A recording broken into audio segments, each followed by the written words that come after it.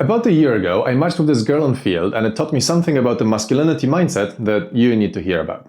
Normally, I'm not much for using dating apps as I find them rather soul-destroying, but this time I decided to give it a go. She was from the US, visiting Berlin for a month, single, dating. She was nice, hot, and we were both up for some casual fun. So I picked a bar close to where she was staying. I was there at the arranged 7 p.m, but she just didn't show up. No reply to my messages or calls either. I waited for half an hour and went home. A couple of hours later, she sent me a message saying that she overslept. Turns out she went clubbing last night, and Berlin, clubs being what they are, she partied well into the next day. She offered to meet up at another time. I said no. Do you know why? It's got a lot to do with human psychology, so if you're like many men who suffer in silence because of their loneliness and dating problems, subscribe to my channel for lots of useful tips. So she offered to reschedule, but I just declined. I didn't used to be like that. Back in the day, I would definitely try to rearrange. I mean, this was definitely going where I wanted it to, but I learned better from my partner. When she wants to meet up with somebody and the person doesn't respond, is late, takes ages to reply, or is just a bit lukewarm about it, she just says, whatever, plenty of fish. If they're not respecting her and her time, she's got no time for them. I thought, well, easy for you to say. A beautiful girl will always find a fish if she wants one. When you're a straight guy, you need to be much more flexible. You need to go out of your way, play nice and bend over backwards, because gods only know that those fish will not be chasing after you. Or do you? What my partner was doing was having some basic self-respect. She treated people who don't reply, don't show up, or otherwise waste her time as not showing her the respect she deserves. That means they're just not dating material. Case closed. Likewise, when she wants to meet up with someone, but they don't reply with the same enthusiasm and she feels she needs to do all the work, she decides they're clearly not that interested. I'd rather go with someone who is. And you know what? I find this hot as hell. The way she holds herself, says what she wants, and doesn't let people mess with her is incredibly powerful, and power is hot. In fact, I think this is something all the alpha mentality men who tell you to embrace masculinity mindset say, just without all the misogynist BS. It's not only powerful and hot, I found that it also makes her much more mentally healthy. She doesn't fret over guys not responding to her messages and doesn't feel worthless, unlovable, or not enough. But are we so different?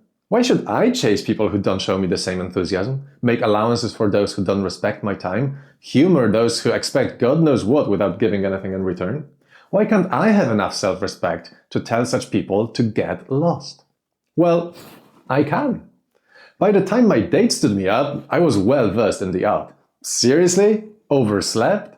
For 7 p.m? I understand Berlin party mode and all, but honestly, if you can't set an alarm or write me at whatever hour you got home that you need some sleep and might be late, if you get me to ride across town to see you, don't show up and then say, oops, can we pick another time? Then honestly, you can go stuff your entitled ass full of someone more desperate than me. Well, I did phrase it more kindly, of course. So what's the lesson in this story?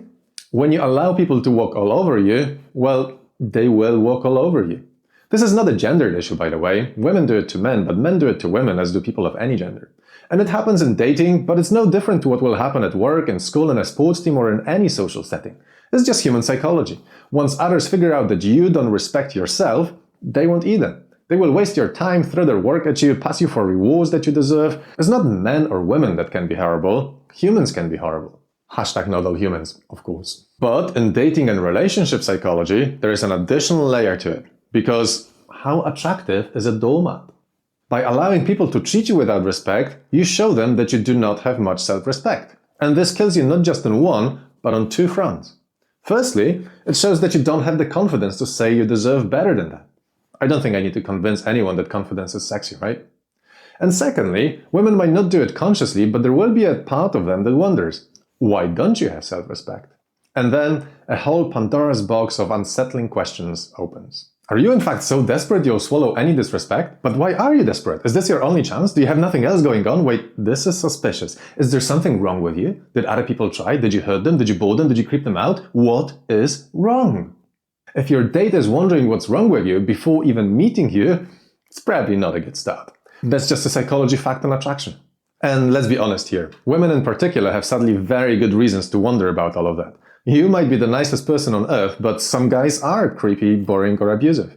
None of them have it written on their foreheads, and neither do you, so your date needs to figure it out from other cues. And lack of self-respect is just one such cue. This is the real reason why so many single dating guys who call themselves nice and try their best to be as accommodating and forgiving as possible end up finishing last. It's not the niceness that's the problem. The problem is that they conflate being nice with being a doormat. They try so hard to be accommodating that they let people walk all over them.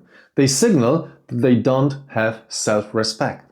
And I can see why that happens. If a guy who has become a doormat wants to speak of his problems, he obviously won't admit to being a doormat. He'll just say he's too nice.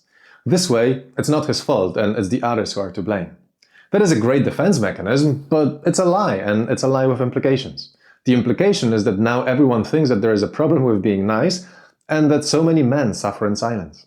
So if you think that you are too nice to get dates, take some time to just think to yourself without telling me or anyone. Are you too nice? Or do you just lack self-respect? Guys who talk about self-respect often correctly recognize the problem. If you're a doormat, women won't treat you well or find you attractive. But then they make two mistakes. They blame it on the wrong people and they offer the wrong solutions. So firstly, women as a group are not to blame. They don't want to exploit you any more than anyone else wants to exploit you. Of course, this is not to say that some of them won't, but the same goes for your colleagues, schoolmates, and so on. This is not a gender problem, it's a people problem. If you show a lack of self-respect, then sooner or later some people will start exploiting you simply because it's in their interest and they can get away with it. If you must blame anyone for it, blame human psychology and the innate selfishness of the human species. Though I just don't think it's a very productive thing to do. And if lack of self-respect means that women don't find you attractive, well, sorry to say, but maybe it's because lack of self-respect does in fact make you unattractive. Again, it's not their fault. Fortunately, you can do something about this. But, and this is my second point, many of the solutions that I see thrown about are equally mistaken. This is because many present this as an either-or situation. Either you're nice and a doormat, or you stop being nice, demand respect without giving anything in return, and treat them rough so they won't even think about hurting you. That's what all the alpha mentality, dark masculinity mindset people do. And as with any black and white thinking, this is just a false dichotomy. There's a huge grayscale of options in between, and pretty much all of them are better than the extremes. You can absolutely be nice, kind, and accommodating while at the same time being firm about people respecting you and your time. You can be a fountain of understanding and accommodate, but those who treat you well, even if sometimes they make mistakes that hurt you, because hey, we all make those, and assuming that they own up to those mistakes and don't repeat them. For example, if my date wrote me ahead of time to say, sorry, I messed up, I won't manage it tonight, can we please reschedule?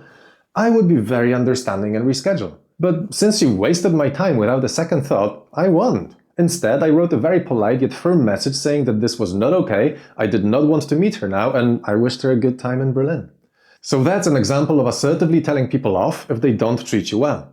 They might see their mistake and change, but if they won't, then don't waste your time on them. Kindly tell them to get lost and move on with your life.